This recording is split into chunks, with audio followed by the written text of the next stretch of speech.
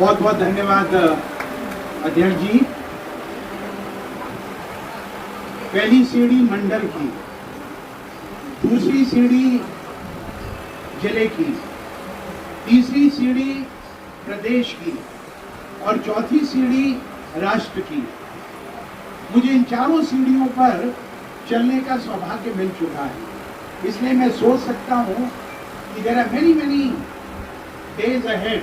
अध्यक्ष जी, वर्ष 1980 का दौर था।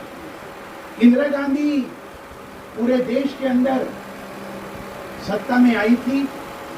मैं दिल्ली यूनिवर्सिटी स्टूडेंट्स यूनियन का चुनाव जीता था। चुनाव जीतने के बाद मैं भारत के सदाबहार कलाकार देवानंद साहब से मिलने बॉम्बे में चला गया। अब तो वो इस दुनिया में नहीं है, लेकिन जो उन्होंने कहा वो आपसे शेयर करना चाहता हूं। उन्होंने कहा, जब आप सुबह उठो, उठने के बाद आप अपने बेडरूम से बाथरूम जाओ और बाथरूम से आप ड्राइंग रूम जाओ। मैंने कहा यस सर। वो समझ गए इस लड़के की, मेरे तब बहुत घने बाल हुआ करते थे, जो अंदर एक फोटो आप मेरे ऑफिस में देख सकते हैं। तो उन्होंने बोला, मैंने इसलिए आपको कहा, जब आप सुबह उठोगे, बाथरूम जाओगे, तैयार होगे, दाढ़ी बनाओगे, नहाओगे, अच्छे कपड़े पहनोगे और उसके बाद जब ड्राइंग रूम में जाओगे तो आपसे ना केवल आपका मित्र हाथ मिलाना चाहेगा, वरना आपका विरोधी भी आपसे हाथ मिलाने के लिए प्रेरित होगा।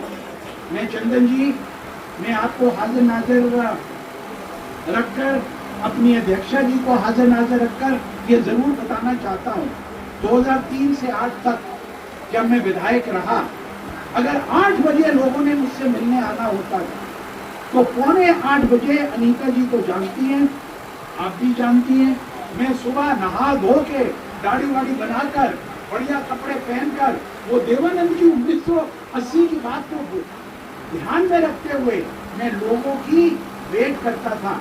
आप तो कांग्रेस में भी था। तो मैं ये आपसे इसलिए कह रहा हूँ, आप अपने आप को अगर अच्छा काम करना है, अपने दिमाग को साथ रखो, बड़ा रखो, दिल को बड़ा रखो, दूसरों को पहचानने का गुण रखो और जिससे जी करके बात करोगे वही आपको जी कर बोलेगा।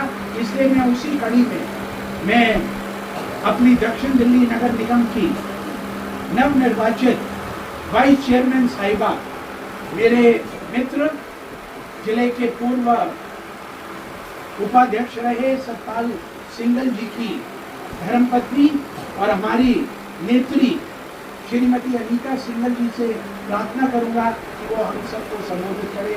अनीता जी।